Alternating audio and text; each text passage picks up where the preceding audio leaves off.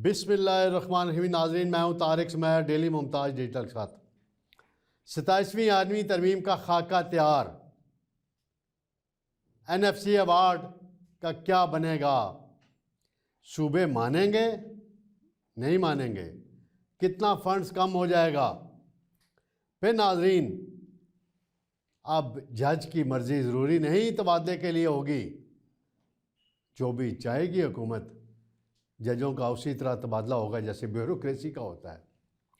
फिर नाज़रीन, मामला है सबसे बड़ी तरमीम जो इसमें हो रही है, आइनी अदालत। अभी आइनी बेंच है, आइनी अदालत बनाई जाएगी। उसके क्या मकासद हैं, क्यों लाजमी करार दी जा रही है, ये मैं बताऊंगा। एक और बड़ी तरमीम आइन के आर्टिकल 243 में मसल्ह अफवाज की तैनाती कैसे होगी, सरबराहों की, और फील्ड मार्शल के ओहदे को आइनी तहफ़्फ़ुज़ दिया जाएगा। ऐसा क्यों किया जा रहा है? कोई खौफ है, कोई मामलात हैं, अंदरूनी कहानी क्या है? बिलावल भुट्टो जरदारी ने आइनी तरमीम का मसवदा तैयार होने से पहले ट्वीट क्यों किया? ये सारा माजरा क्या है मैं बताता हूँ। नाज़रीन, तकरीबन 2 दिन कबल ऐवान सदर में एक बड़ी लंबी मीटिंग हुई, बड़ी तवील मीटिंग हुई। सदर आसफ जरदारी के पास वज़ीर आज़म शहबाज शरीफ गए, वज़ीर कानून आज़म नज़ीर तारड़ गए और राना सनाउल्लाह गए, एहसन इकबाल भी गए। बज़ाहिर तो ये बताया गया कि ये तरमीम, ये मुलाकात जो है आज़ाद कश्मीर में हुकूमत की तब्दीली के लिए, लेकिन वो तो पसे पर्दा चला गया सारा मामला। बिलावल भुट्टो ने ट्वीट करके कबल अज़ वक्त बहुत सी चीज़ें, बहुत से पैगामात दिए हैं, बहुत सी चीज़ों पर यह ज़ाहिर किया है कि वो ठप्पा लगाने के लिए तैयार नहीं है। मैं पहले उनका ट्वीट पढ़ देता हूँ नाज़रीन, फिर आगे चलता हूँ। वो कहते हैं कि आइन के आर्टिकल 160 और शेख 3A में तरमीम तजवीज़ की गई है, जिसके तहत NFC अवार्ड में सूबों के को जो हिस्सा दिया जाता है उसके तहफ़्फ़ुज़ की शेख ख़त्म करने की मनसूबाबंदी की जा रही है। इसके साथ साथ आइन के आर्टिकल 213 में चीफ इलेक्शन कमिश्नर की तकर्री के जो तरीक़ाकार है, यानी कायदे ऐवान और कायदे हिज़्ब इख्तिलाफ़ का इत्तफ़ाक़ राय होना ज़रूरी है, उसमें भी तरमीम की जाएगी। फिर आइन के आर्टिकल 243 जिसमें मुसल्लह अफवाज को वफाकी हुकूमत के ताबे करने से मुतल्लिक़ तरमीम है, तब्दीली है, सुप्रीम कमांडर का मामला है, फील्ड मार्शल का मामला है, ये किया जाएगा। फिर आइन के आर्टिकल 191A के हवाले से नई आइनी अदालतों के क़याम की बात है। फिर 18वीं तरमीम में जो किया गया था, यानी वफाक से आबादी और तालीम निसाब का इख्तियार वापस ख़त्म करके सूबों को दे दिया गया था। अब 6 नवंबर को पीपल्स पार्टी की सेंट्रल एग्जीक्यूटिव कमेटी का इजलास बुलाया गया है, उसमें सारा मामला ज़ेर बहस आएगा। क्या 26वीं आइनी तरमीम सूबाई खुद मुख्तारी के ख़ात्मे का आगाज़ होगी?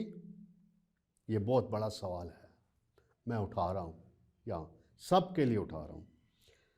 क्या वज़ीर आज़म पीपल्स पार्टी की हमायत की दरख्वास्त करके वज़ीर आज़म ने अपनी सियासी मजबूरी ज़ाहिर की है या कोई बड़ी हिकमत अमली है इसके पीछे? क्या पीपल्स पार्टी 6 नवंबर को अपने इजलास में इन आइनी तरामीम की हमायत करेगी या रज़ा रबानी की तरह सारे डट जाएंगे?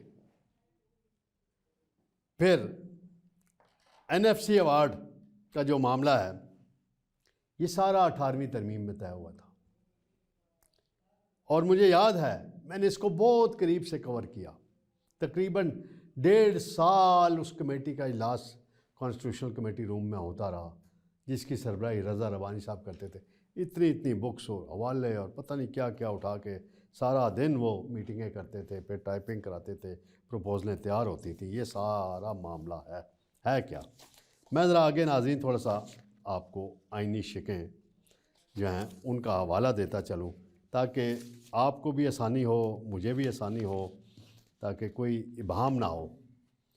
एक है आइन में आर्टिकल 243 जिसमें लिखा हुआ है वफाकी हुकूमत के पास मुसल्लह अफवाज की कमान और कंट्रोल होगा। ये आइन है अमलन। और सुप्रीम कमांडर सदर पाकिस्तान होंगे। सदर को कानून के ताबे ये इख्तियार होगा कि वो पाकिस्तान की बर्री, बहरी और फ़िज़ाई अफवाज और मज़कूरा अफवाज के महफूज दस्ते कायम करे और इनकी देखभाल करे। मज़कूरा अफवाज में कमीशन अता करे। सदर वज़ीर-ए-आज़म के साथ मशवरे पर, यह है सबसे अहम नुकता, chairman joint chief of staff committee, chief of army staff, chief of naval staff और चीफ ऑफ एयर स्टाफ का तकर्रर करेगा और इनकी तनख्वाहों और अलाउंसेस का तयन भी करेगा। आगे आर्टिकल 244 है जिसके तहत मुसल्लह अफवाज का हर रुकन जब वो कमीशन हासिल करता है हरफ उठाएगा। फिर आइन के आर्टिकल 245 में है कि वफाकी हुकूमत के हदायत के तहत बैरूनी जारियत या जंग के ख़तरे की सूरत में उसको तैनात किया जा सकता है, वो अहकाम दिए जाते हैं। अब ये तरमीम इसमें क्या होनी है, इसके मतलब वज़ीर ममलिकत बराए कानून व इंसाफ बैरिस्टर अकील का जो मौक़िफ़ आया मेरे पास, वो ये कहते हैं कि हाल ही में मार्का हक में कामयाबी पर chief of army staff general Asim Munir को फील्ड मार्शल का ओहदा दिया गया, एहतराम उनको दिया गया, बड़ा ओहदा दिया गया, उनकी खिदमात को, उनकी कमांड को सराहा गया। और ये पाकिस्तान में दूसरे शख्स थे जनरल अयूब खान के बाद जिन्हें फील्ड मार्शल का एजाज़ मिला। और इस पर कहते हैं कि इस ओहदे को आइनी तहफ़्फ़ुज़ दिया जाएगा। मुझे समझ नहीं आई ये बात, आइनी तहफ़्फ़ुज़ की क्या ज़रूरत है? क्या किसी ने आके इस ओहदे को ख़त्म कर देना है? ये इसकी वज़ाहत, इससे भी बड़ा ओहदा हो तो मिलना चाहिए आइन के मुताबिक। जनरल आसिम मुनीर साहब को उनकी बड़ी जद्दोजहद है, उन्होंने बड़ा काम किया। फिर वो कहते हैं कि आइनी अदालत बनाई जाएगी, एग्जेक्टिव मजिस्ट्रेटी निज़ाम की पावर दी जाएंगी डिस्ट्रिक्ट लेवल पे, जो 18वीं तरमीम उससे पहले जनरल मुशर्रफ ने ख़त्म की थी। फिर तालीमी निसाब और आबादी कंट्रोल के हवाले से बात है, उस पर जो सबसे अहम नुक्ता है नाज़रीन, जिस पे पीपल्स पार्टी शायद ना माने, ये मेरा अपना अंदाज़ा है। NFC अवार्ड, उसके तहत सदर जरदारी अभी भी सदर हैं, उस वक्त भी सदर थे जब 18वीं तरमीम में। यूसुफ रज़ा गिलानी साहब वज़ीर आज़म थे। इसहाक डार साहब मुस्लिम लीग नून की तरफ से नुमाइंदगी कर रहे थे 18वीं तरमीम की तैयारी में, और इसहाक डार साहब ने इसे पाकिस्तान की तारीख़ की सबसे बड़ा कारनामा करार दिया था। और NFC अवार्ड यानी को सबसे ज़्यादा फ़नास को समझने के दावेदार इसहाक डार हैं इस पाकिस्तान के अंदर। अब तो वो वज़ीर ख़ारजा हैं।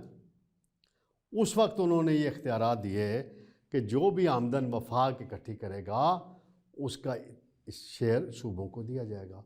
अब ये तरमीम आ रही है कि वफाक पैसे इकट्ठे करता है, सूबे ले जाते हैं और सूबों में करप्शन होती है। ये एक जनरल परसेप्शन की बात कर रहा हूँ मैं, जो वफाक के अंदर वजारत ख़जाना के अंदर पाया जाता है जब से ये औरंगज़ेब साहब आए हैं।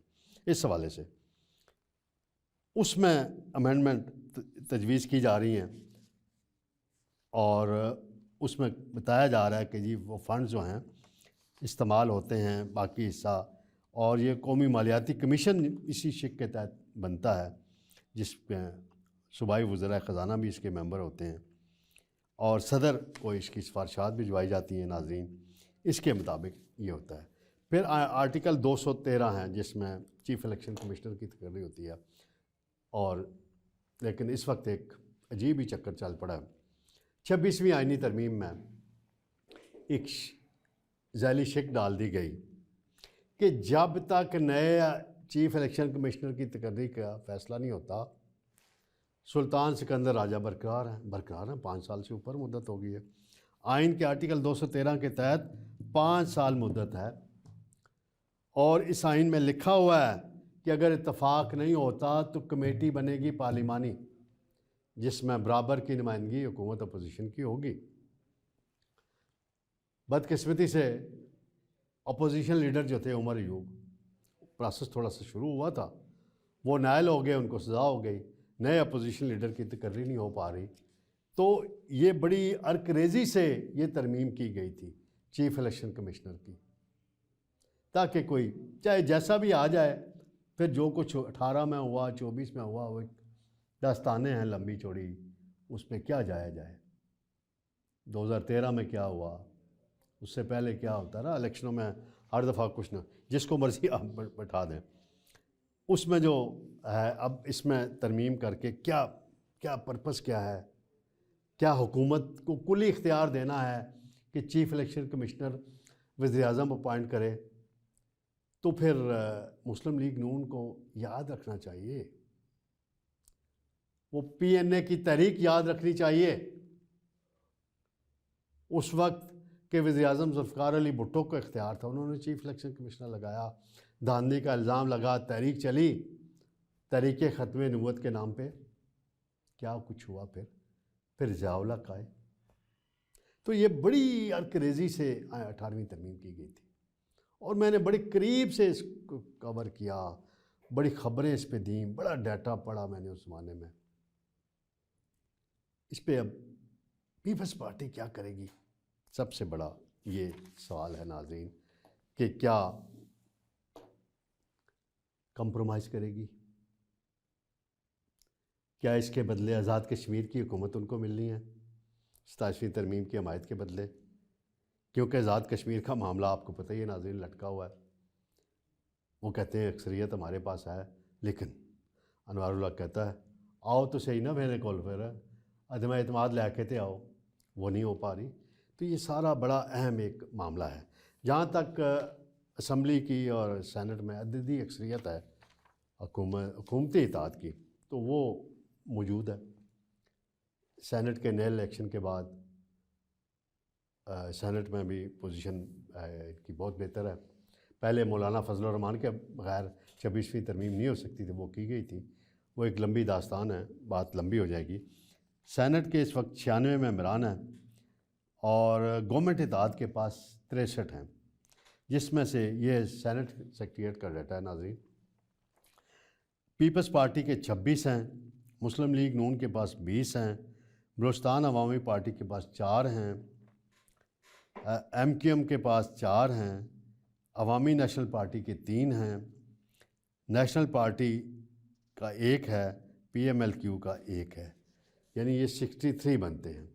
अब अहमद वली ख़ान बज़ाहिर तो बड़ी तकरीरें करते हैं इस्टेब्लिशमेंट के ख़िलाफ़, बड़ी कोई 26वीं तरमीम में उन्होंने 1-2 शिक्कों पे वोट भी नहीं दिया था।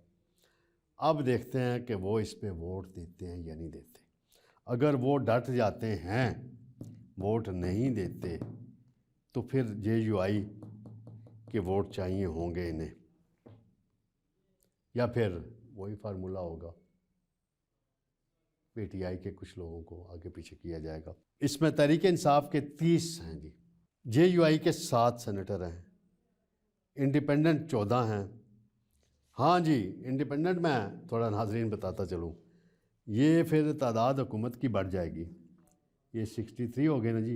इंडिपेंडेंट में बता देता हूँ जी कौन कौन है, 2 बड़े इंपॉर्टेंट।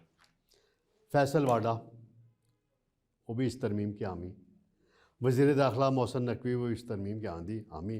तो ये तादाद बढ़ के हो जाती है 65।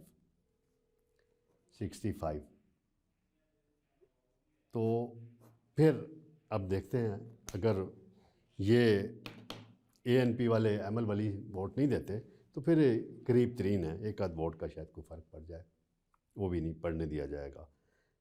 और मजलिस इबादतुल मुस्लिमीन के एक हैं वो, जो उनको अपोजिशन लीडर भी बनाया जा रहा है। इसी तरह नेशनल असम्बली की नाज़रीन मैं मुख्तसरन बताता चलूँ, वक्त की किल्लत है। 237 हैं हुकूमती इत्तेहाद के पास नशस्तें, और वहाँ पे 224 चाहिए 2/3 अक्सरियत के लिए, आइनी तरमीम के लिए, और 237 हैं। मुस्लिम लीग नून के इस वक्त 125 हैं, पीपल्स पार्टी के 74 हैं, MQM के 22 हैं, PMLQ के 5 हैं, इस्तेकाम पाकिस्तान पार्टी 4 हैं, ज़ियाउल हक पार्टी के एजाज़ुल हक 1 हैं, बाप पार्टी के खालिद मक्सी 1 हैं, नेशनल पार्टी 1 है, आज़ाद 4 हैं। तो ये 237 इनकी तादाद बनती है। और इसी तरह 89 तादाद बनती है अपोजिशन की। 74 अरकान ने लिख के दिया हुआ है महमूद खान अजगज़ई के लिए, अपोजिशन लीडर के लिए। 71 नशस्तें बच गई अब PTI के पास, 87 से कम होते होते डिस्क्वालिफिकेशन भी हुई है बहुत सी लोगों की। तो ये तादाद बनती है। और JUI की 10 नशस्तें,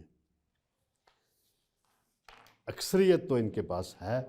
असल बात है कि क्या बिलावल डटेंगे या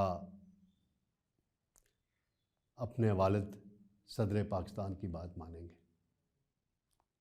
और रज़ा रमानी क्या पीपल्स पार्टी में रहेंगे इस तरमीम के बाद, या पीपल्स पार्टी छोड़ेंगे। यही सवालात मैं छोड़े जा रहा हूँ। इंशाअल्लाह जल्द नाज़रीन आपसे दोबारा मुलाकात होगी। अल्लाह हाफ़िज़।